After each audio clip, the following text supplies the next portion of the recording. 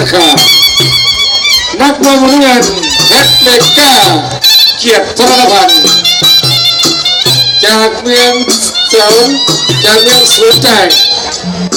นะครับแสงเราก่อนชอบตัวเราน้ำเงินนี่มาจาก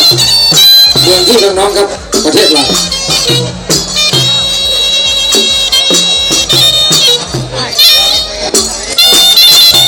เมืองขวาแดงเมืองขวาแดงนะ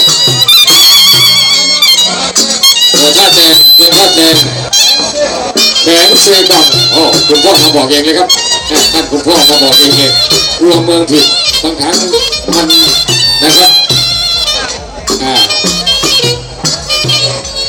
เมืองเซกังครับประเทศสปปลาวนะครับประเทศลาวนะครับมาชกมาฝึกซ้อมมวยที่ค่ายเกียรติพัฒนพันธ์ครับหรือว่าเมืองที่น้องๆครับคุณพ่อนี่ชอบมวยครับ